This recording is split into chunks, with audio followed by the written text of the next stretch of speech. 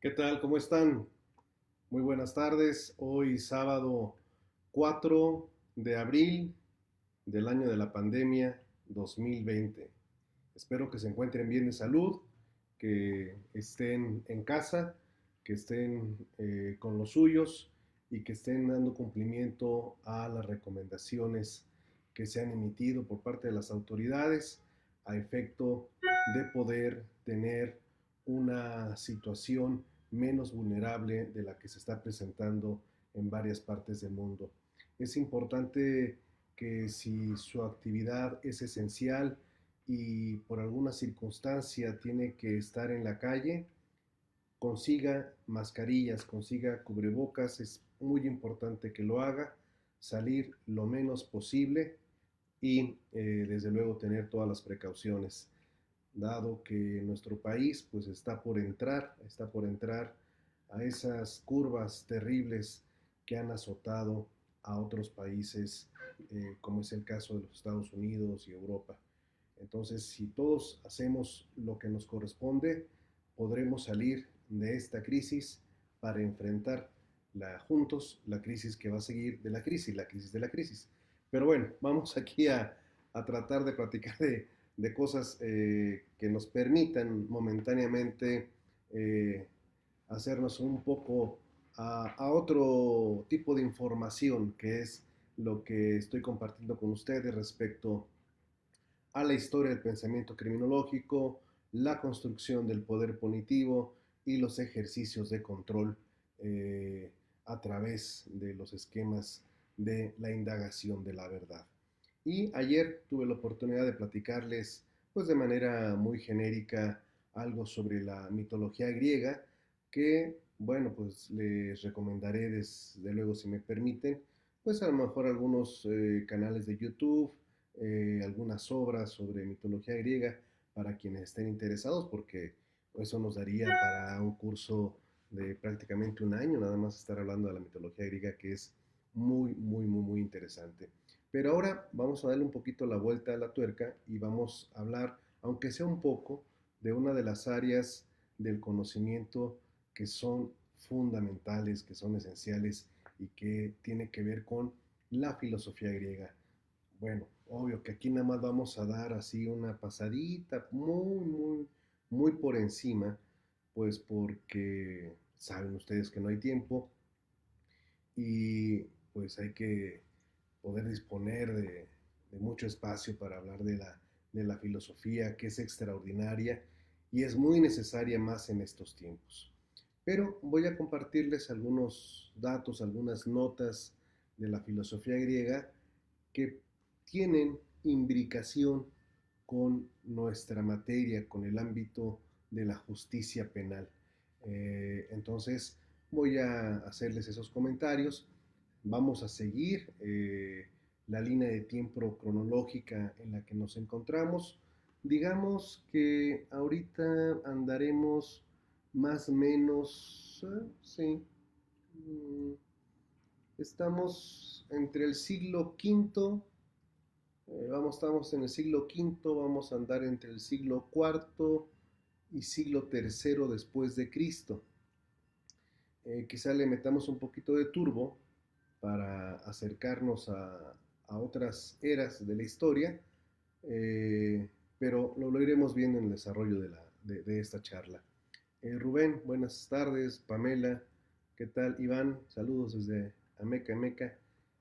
Ya, esperemos pronto que esto pase para ir a comer las carnitas allá en la carretera de Ameca, Ameca. Marco Abadía, saludos.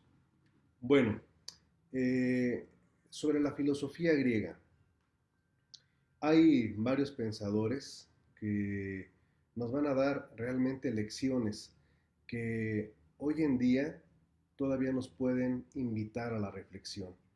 Estamos en el 2020, en el año de la pandemia, y les platico un poco de un filósofo de nombre Heráclito de Éfeso. Heráclito de Éfeso nació en el siglo quinto antes de Cristo. Si quieren tener el dato completísimo, nació en el año 540 antes de Cristo. Hesiodo escribió una obra que se llama Los trabajos y los días. En esta obra, que hace referencia a un conflicto familiar, ¿y saben por qué era el conflicto familiar que Heráclito de Éfeso en los trabajos y los días relata? Por las propiedades que el difunto padre había dejado. En Grecia en ese tiempo el desarrollo del derecho no tiene una amplitud precisa. ¿Hay leyes en Grecia? Claro, sí, sí hay leyes, uh, pero no resuelven de una manera muy clara y concreta la cantidad de conflictos que se van a ir presentando. En ese libro de Los trabajos y los días, Heráclito de Éfeso le da esta recomendación a su hermano. Atiende a la justicia y olvida la violencia. Tal es el uso que ha ordenado Zeus a los hombres. Los peces y los animales salvajes, así como los pájaros alados, pueden comerse unos a otros, puesto que entre ellos no existe la ley. Pero a los hombres, Zeus les confirió la justicia, el más alto de los bienes. ¿Qué le está transmitiendo Heráclito de Éfeso a su hermano? No hagas justicia por propia mano, deja la violencia, atenta a la forma racional de resolver conflictos. Nada por la fuerza. Heráclito de Éfeso también nos va a, a, dar otros temas interesantísimos, como lo siguiente.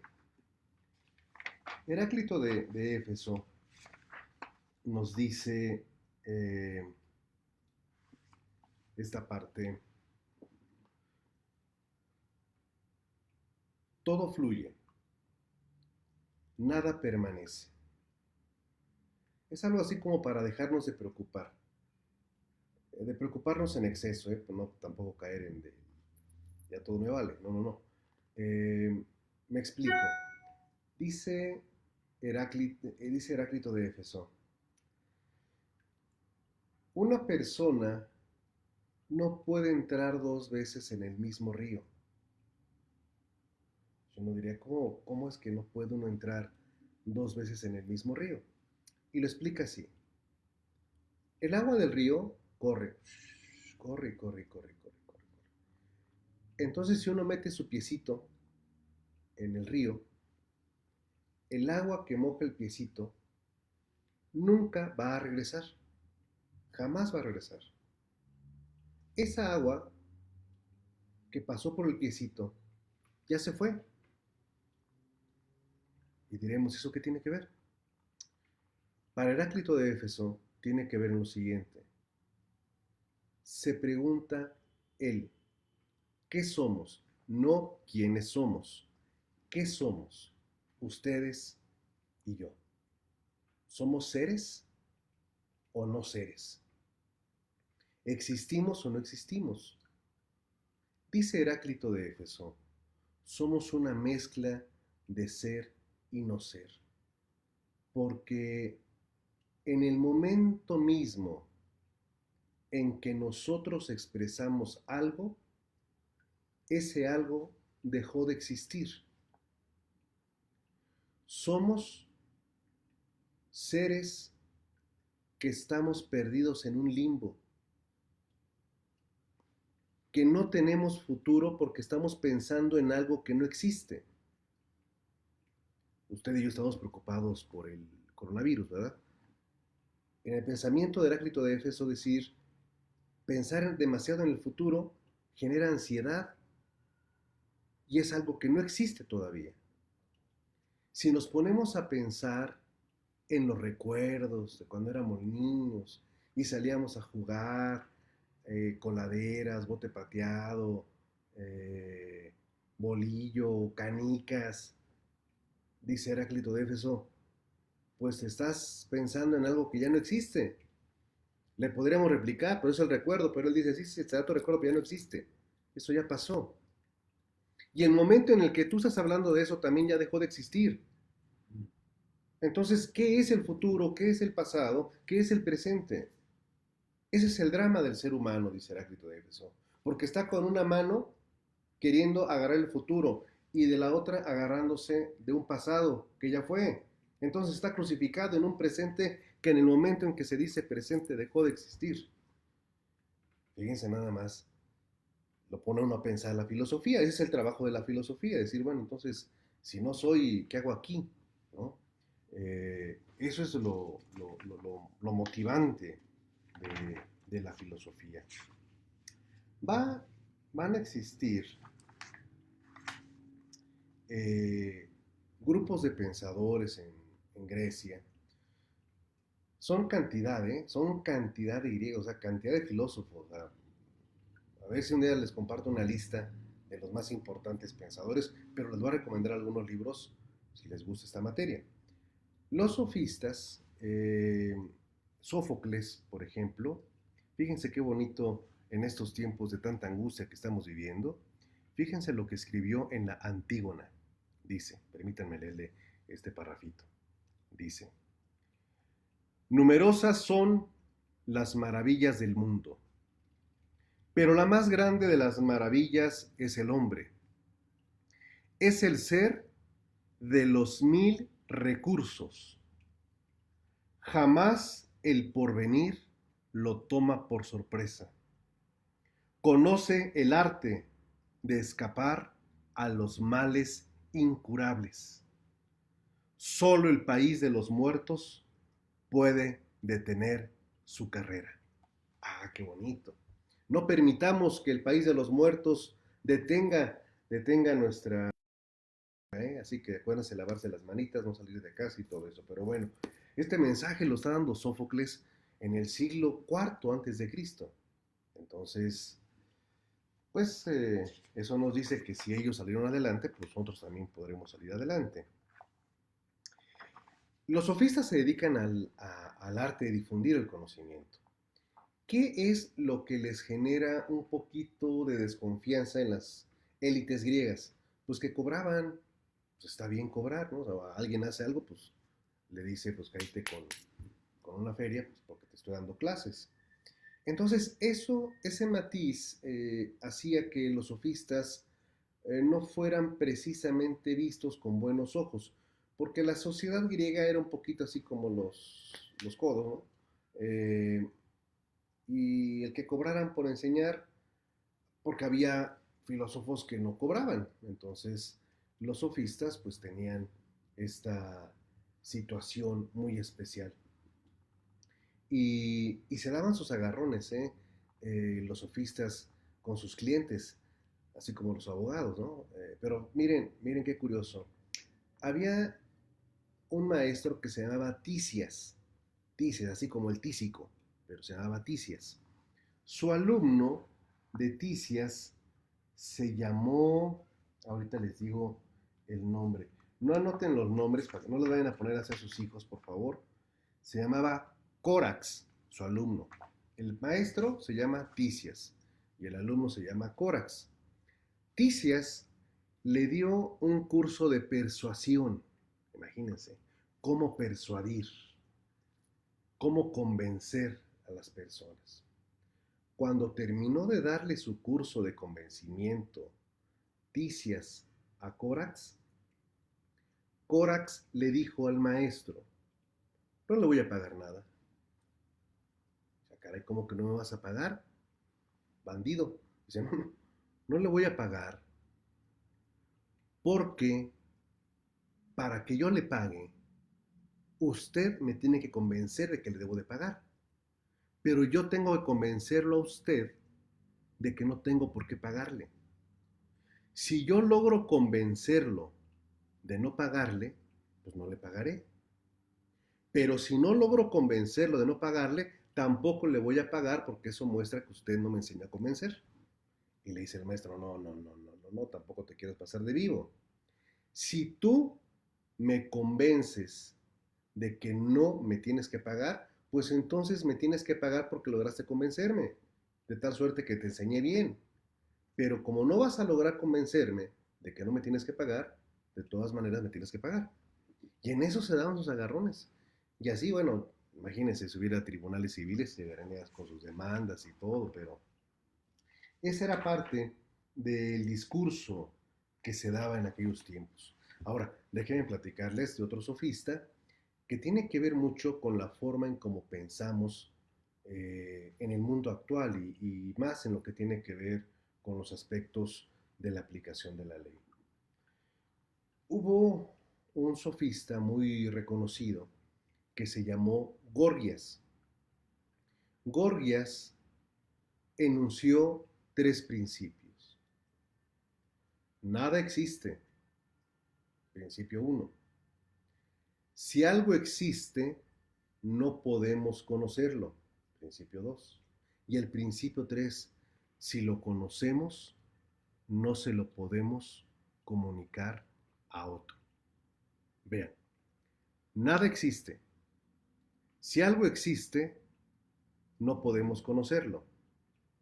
Si lo conocemos, no se lo podemos comunicar a otro. Voy a ponerlos en ejemplo y espero que me puedan ayudar con sus opiniones para darle luz a estos principios enunciados por Gorgias. ¿Qué es la belleza? ¿Quién me puede decir qué es la belleza? La belleza en sí, en general, la belleza. ¿Qué es la belleza? Porque si atendemos el primer principio de Gorgias, él dice que nada existe. Entonces, si nada existe, la belleza no existe. Pero por eso yo les pregunto a ustedes primero, díganme, ¿qué es la belleza? Mientras saludo aquí a Marticas, estimado Marticas, a Abogado Valencia, saludos. De las hermanas Roldán, hola, Citlali y compañía. Maggie, ¿cómo estás? Humberto, Ruiz, Raya, Juanvi Álvarez, Octavio Salazar, Lauremi, Arturo Sierra. ¿Qué hubo, mi querido Arturo, mi querido gato? ¿Cómo estás? Qué gusto verte. Saludos. Norma Acelaten, Arceli Revilla, Isi, Laura. ¿Qué hubo, Carlos? Desde el Torito. Espero que no haya chamba, que estén todos encerrados y que no te llegue nadie. Alfredo. Héctor Jiménez, ¿cómo estás? Qué gusto verte, mi querido Héctor. Un abrazote y espero que estés en casa, ¿eh? Ya hace falta que salgamos en un momento dado para darnos nuestros abrazos y lo correspondiente. Jorge Casiano, saludos. Karenina, qué gusto verte. Ezequielo, ¿qué tal? Bam Bam, Orlando. Fíjate, a ver, Orlando Cervantes, fíjese. ¿Qué es la belleza? Dice Orlando, que es la suma de atributos externos e internos. La suma de atributos externos e internos. Entonces, por ejemplo, una persona que sea de malos sentimientos, pero que tenga una estructura física así que digan de perfil griego, wow, ¿no será bella? Eh,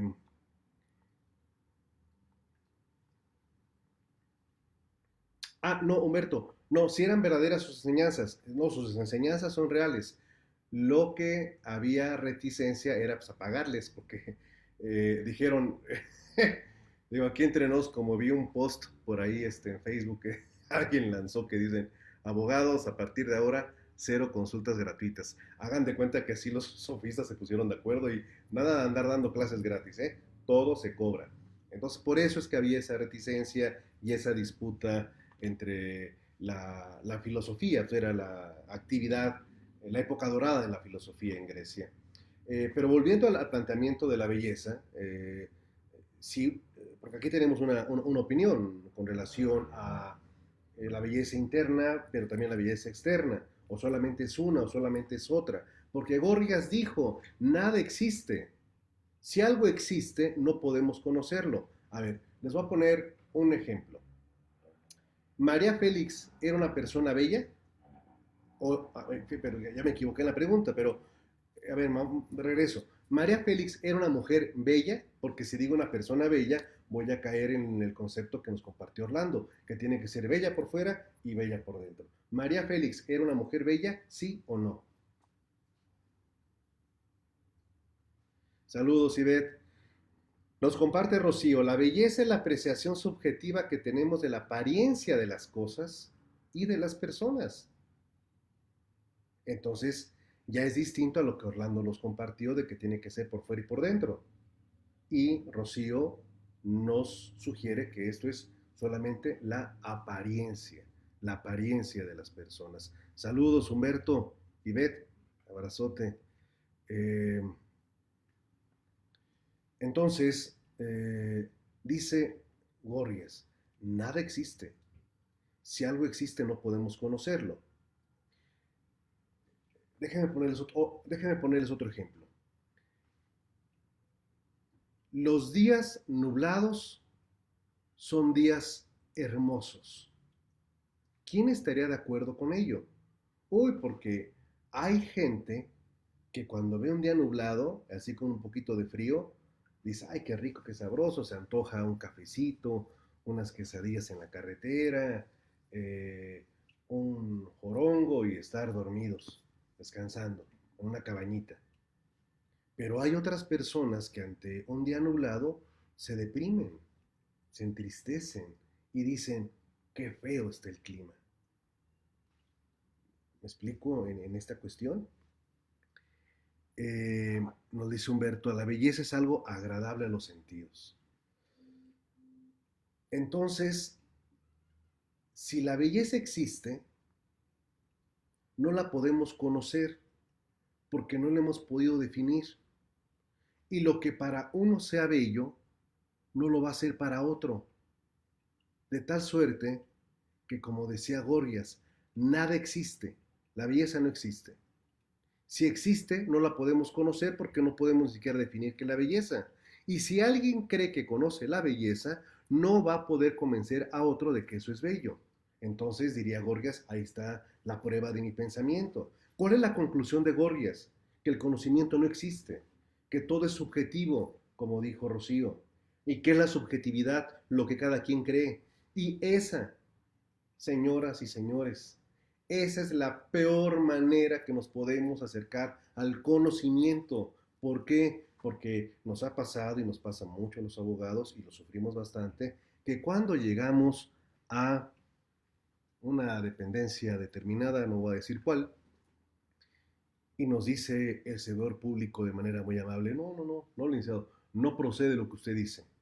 Entonces uno dice, a ver, aquí en mi ley dice que sí.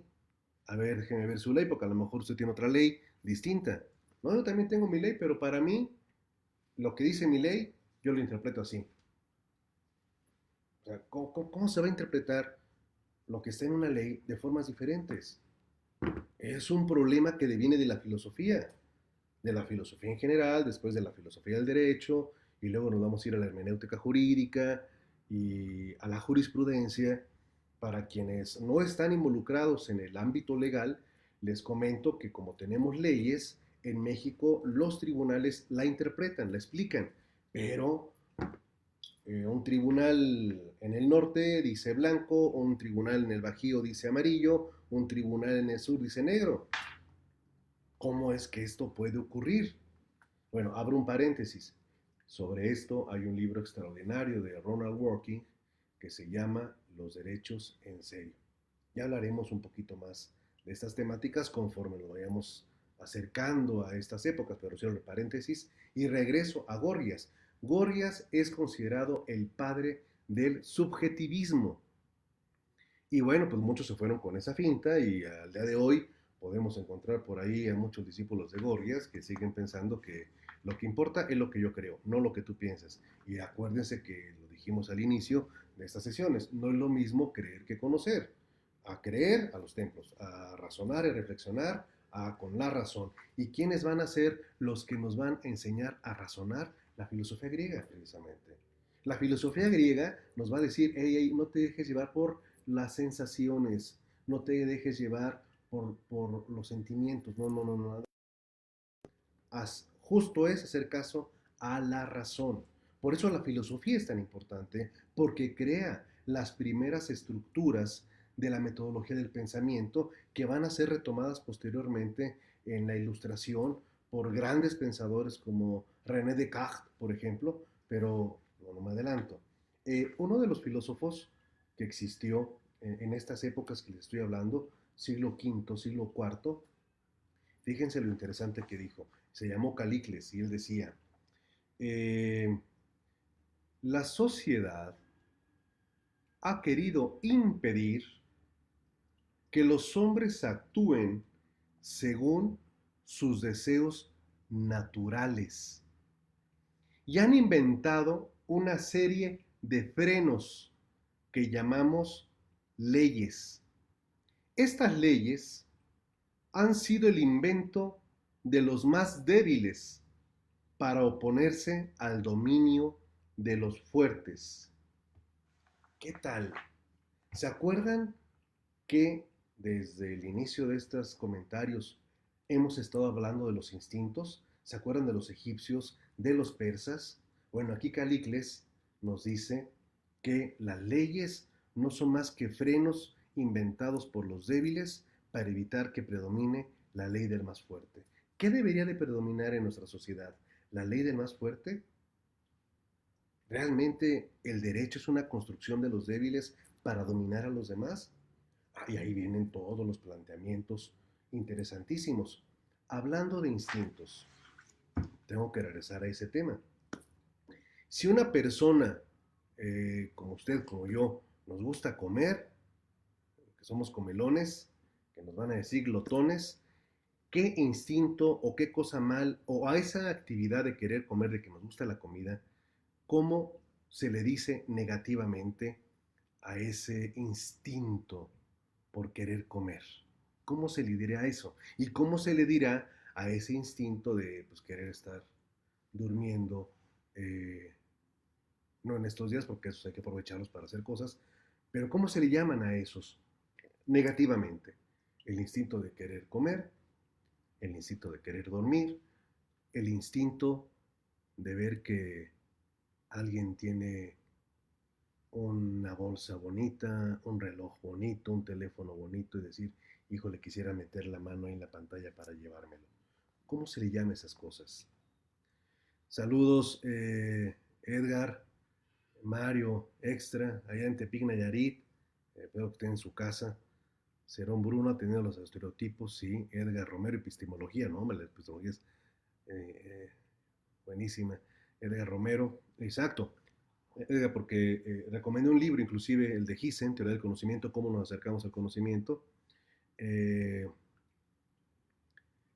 el derecho a una ficción, bueno, sí puede ser una ficción. Pero bueno, volviendo, el hecho de querer comer, no le llamaron gula, al hecho de querer dormir no le llamaron pereza, al hecho de querer tener muchos bienes no se le llamó avaricia, al hecho de querer darle rienda suelta a las pasiones no se le llamó lujuria. Bueno, todo esto tiene que ver con lo que hemos estado tratando y hemos insistido que esos instintos los traemos ya precargados. Y lo está diciendo Calicles acá también. Dice, ¿por qué no dejan que la sociedad, el hombre, viva con sus deseos naturales? Bueno, obviamente que es cuestionable lo que él está planteando, pero es un posicionamiento que él hace. Y sobre este particular, les recomiendo una película de culto, una película buenísima que se llama Seven. Brad Pitt, por supuesto, sale en esa película. Se la recomiendo mucho. Si no la han visto, véanla. Y si ya la vieron, vuelvan a ver, porque la van a ver con otros ojos. Y eh, cómo van a pensar los filósofos sobre la conducta. Ya vimos que Calicles está a favor de los deseos naturales, que no se frenen. ¿Cómo van a ver el tema de la forma de ser de nuestros instintos otro tipo de filósofos? ¿Qué decía Sócrates, por ejemplo, sobre lo que usted y yo conocemos como delito al día de hoy? Porque voy a tener que abrir otro paréntesis, porque debo de decirles que la palabra delito no es una palabra griega. No, no es una palabra griega. En el griego Delito no existe. La palabra delito es una palabra latina, latina, no griega. En la etimología griega se utilizó un concepto diferente, aprovechando ahorita este paréntesis que estoy haciendo. ¿Han escuchado ustedes hablar de la palabra crimen? Por cierto, hay una obra buenísima. Ayer les platiqué sobre el principio de presunción de inocencia a propósito de las tragedias de Esquilo. ¿Lo recuerdan? Las Euménides, Agamenón, Orestes, todo ello, y que las Euménides eran las que le estaban acá dando guerra a Orestes. Esta guerra psicológica que les hacen las Euménides es lo que posteriormente se va a interpretar como el sentimiento de culpa en la psicología, pero también va a ser el punto de partida de una de las grandes obras de la literatura rusa, que aquí entre nos, a juicio humilde de un servidor, es la mejor del mundo mundial, la literatura rusa. Y es parte de el argumento central de esta obra que se llama Crimen y Castigo de Dostoyevsky, la vida de Raskolnikov, que se las recomiendo mucho, por favor. Quienes no la hayan leído, ahorita es el momento en que pueden leer Crimen y Castigo. Cierro el paréntesis y regreso al planteamiento. ¿Han escuchado ustedes la palabra crimen? Quizás sí. Es un crimen lo que ha hecho, es un criminal. Entonces, ¿cuál es la diferencia entre crimen y delito? ¿Es una diferencia legal o es una diferencia etimológica? ¿Es una diferencia cultural? ¿O de qué va? ¿O son lo mismo, crimen y delito? Bueno, no son lo mismo, no son lo mismo crimen y delito. Crimen es una palabra que deriva de el griego. ¿Quiénes de ustedes han hecho pasteles? No solamente comérselos, desde luego, hacerlos, hacer pasteles. ¿Quiénes han hecho pasteles? Nadie ha hecho pasteles. Hola Marlene, ¿cómo estás? Un saludo. Cuando se hace un pastel, eh, utilizamos pues una mantequilla para ponerlas. Y luego de la mantequilla, ¿qué le ponemos?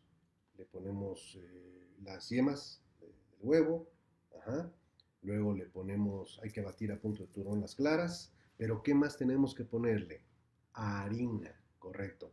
Pero a ver, la harina se la vaciamos así el sobre directo, no, ¿verdad? Tiene que pasar primero por una coladera, hay que colar la harina. Le decimos, en la cocina le decimos cernir, hay que cernir la harina. ¿Han escuchado esa palabra? Cernir. Cernir es para separar los grumos que pudiera llevar. Si fuera frijoles sería para separar el gorgojo, para que no haya el frijol con gorgojo, tan famoso. Pero también la palabra cernir se conoce como cribar, cribar, cribar. Y la criba es la que hacen, por ejemplo, los alarifes, los señores albañiles, cuando están cribando la arena, por ejemplo, para que salga finita. La cribación es una actividad muy común para poder sacar diamantes. En África, por ejemplo, están cribando ahí la tierra. Criba, de cribar, viene de una palabra griega que es crima, con K, K-R-I-M-E-A. Crima, que significa separar, separar. ¿Y por qué se utilizó la palabra crima?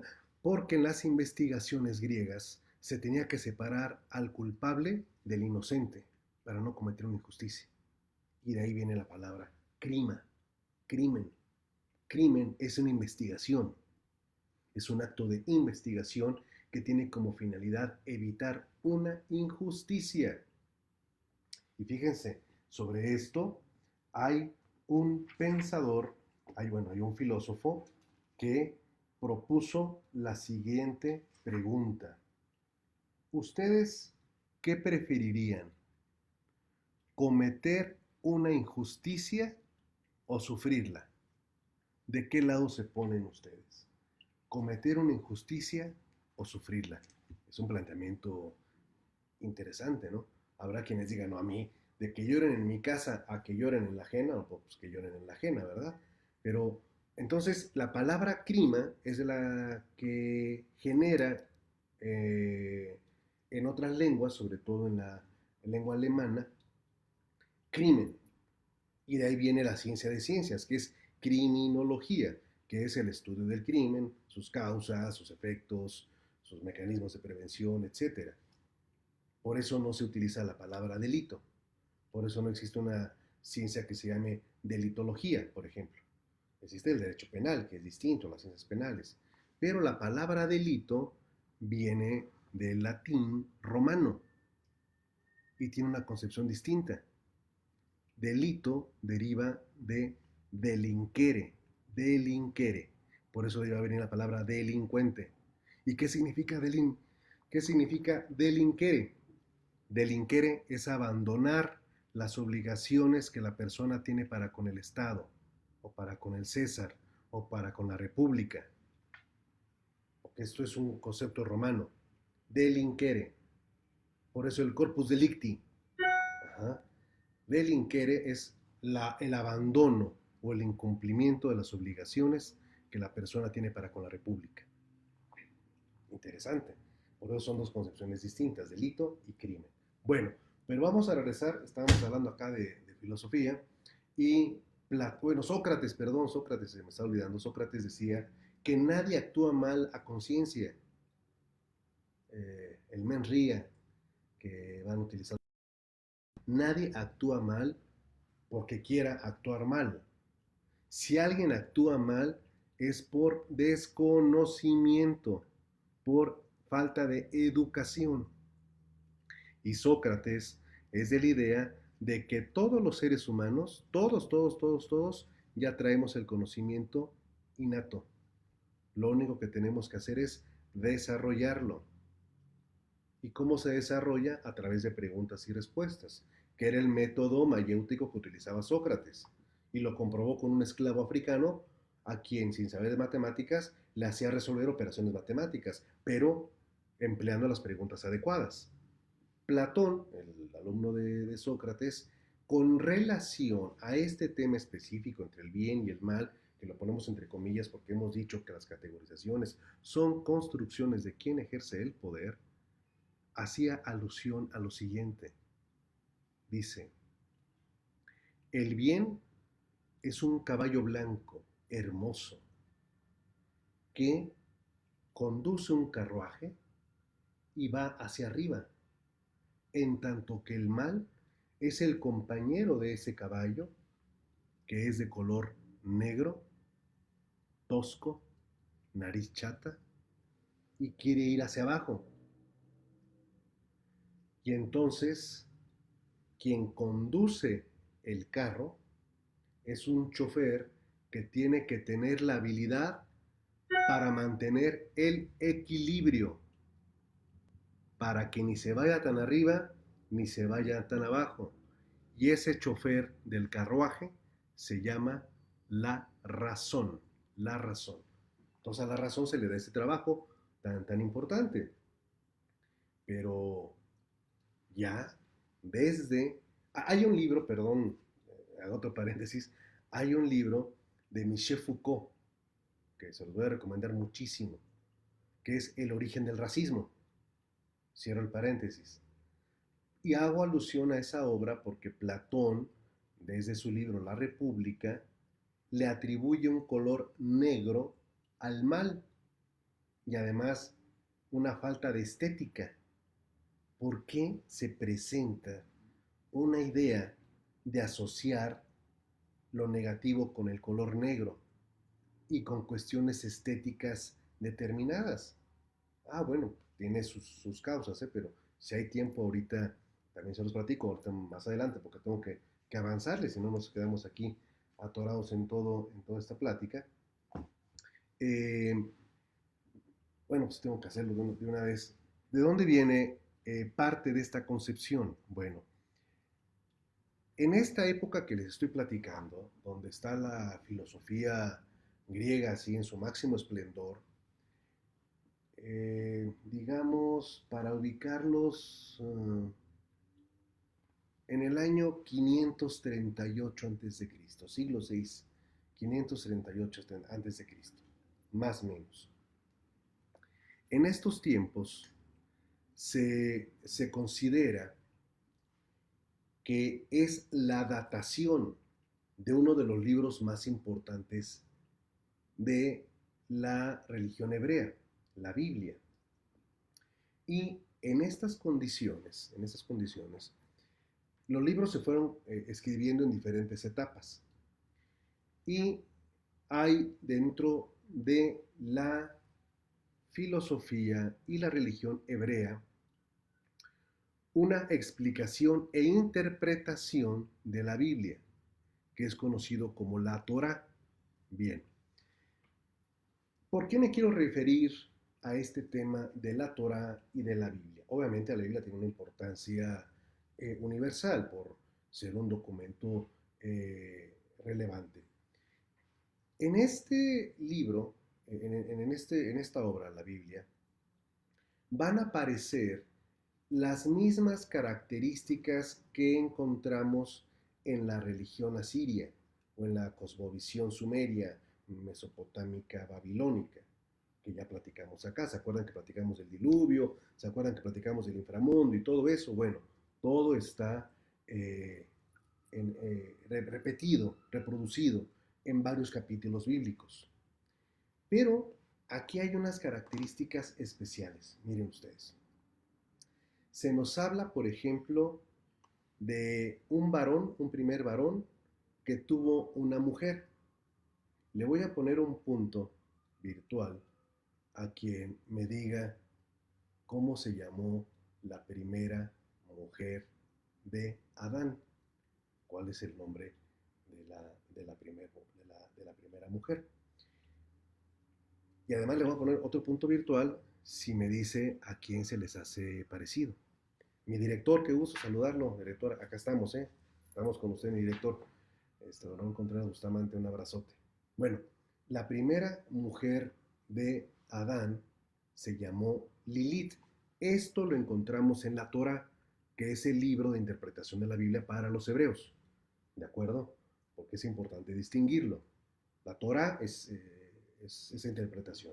Ahora, Lilith se le atribuye que era una mujer que quería dominar a Adán. Y como Adán no se dejó dominar, Lilith lo abandonó. Y Lilith se fue, agarró sus chivas y se fue de la casa. Este dato de Lilith quiero que lo tengan registrado porque volveré a hablar de ella cuando estemos en la Edad Media. Posteriormente a Adán le hacen una segunda compañera que va a ser Eva. Ellos van a terminar siendo expulsados por haberse comido curiosamente una manzana que era la manzana del árbol del bien y del mal. Nuevamente volvemos a tener las concepciones, lo que es bueno, lo que es malo. Bien, pero dentro de este libro que les estoy comentando, viene también una historia sobre dos hermanos, Caín y Abel. Y la mayoría del mundo sabe que Caín mata a Abel. ¿Por qué lo mató? Bueno, pues porque sintió celos de ser el favorito del dios hebreo. Bueno, pero fíjense, porque quiero conectarlo con lo que les platiqué de Michel Foucault, de el origen del racismo y lo que tiene que ver con lo que Platón nos narra en la República. Cuando el dios hebreo busca a Abel, dice, ¿dónde está Abelito? A ver, ¿dónde está el Abelito? Y pues le dice Caín, no, pues no está, no, como que no está, a ver, ¿dónde está? ¿Dónde lo? No, no, pues ya bailó. Ah, si tú lo mataste. Dice, bueno, yo no lo maté, ¿eh? Lo mataste tú porque tú fuiste el que nos puso a competir y como tú lo escogiste a él, pues yo fui y le di crán. Ah, porque le diste crán. Bueno, te voy a poner varios castigos. Uno de ellos es que vas a ser inmortal. Inmortal. Y vas a andar vagando sin rumbo por el mundo, pero voy a ponerte en ti una marca para que todo el mundo te reconozca. Bueno, en hebreo, en el hebreo y en la traducción que se hace del hebreo al inglés, dice que dicho esto, el rostro de Caín ensombreció. Pero cuando se dice ensombreció es porque se volvió taciturno, triste, cabizbajo, sad. ¿Ah? Pero en las traducciones que se hace del documento, la marca y el ensombrecimiento del rostro por este pesar es interpretado desafortunadamente por algunos sectores como la pigmentación de la piel, de tal suerte que el color oscuro de la piel es una característica negativa de las personas que se empieza a asociar a esta cuestión de Caín. Estos libros que se escribieron en la época en que Platón está desarrollando sus obras, puede ser, no lo afirmo, puede ser la motivación que haya llevado también en su momento a establecer como lo negativo, a lo negro, al mal aspecto, al caballo que quiere bajar el carruaje del cuerpo humano hacia la pasión y que la razón es quien va a sostenerlo. Interesante porque ahí podemos encontrar entonces algo que Michel Foucault también nos habla en su libro El origen del racismo. Bueno, entonces ya les platiqué de Lilith y quiero que ahora nos vayamos al aspecto rápidamente hay muchos filósofos, hay muchos, van a faltar bastantes, pero quiero que vayamos un poco rápidamente a Roma. Roma, ¿cómo va a tratar el fenómeno de los instintos de las personas? No vamos a entrar aquí a analizar las etapas de la monarquía, la república, el imperio, pero nada más rápido. ¿Saben por qué cayó la monarquía romana? Porque Roma tuvo reyes en un inicio, como lo tuvieron todas las sociedades de aquel tiempo. ¿Qué creen ustedes que fue lo que llevó a la caída de la monarquía romana? ¿Un mal gobierno? ¿La inconformidad de la población? No, un crimen, un crimen. Bueno, como es en Roma, un delito. Y el delito fue un feminicidio, perdón, una violación. Fue una violación lo que lleva al derrocamiento de la monarquía romana, porque el hijo de Tarquinio, que era el séptimo rey romano, violó a Lucrecia, que era una de las mujeres más respetadas de la monarquía romana, y ella, al verse deshonrada, denunció públicamente el hecho, se clavó una daga, suicidándose.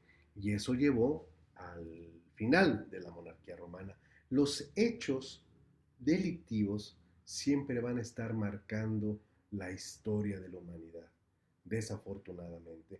Pero, ¿cómo se investigaban los hechos que tendrían relación con una cuestión de carácter delictivo en la antigua Roma?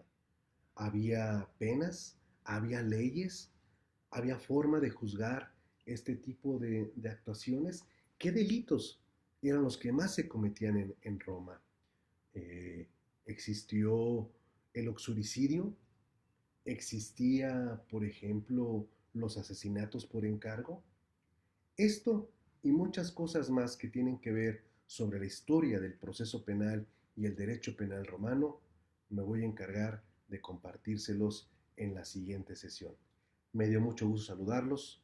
Quédense en casa, lávense las manos y juntos saldremos adelante. Muchísimas gracias y un fuerte abrazo.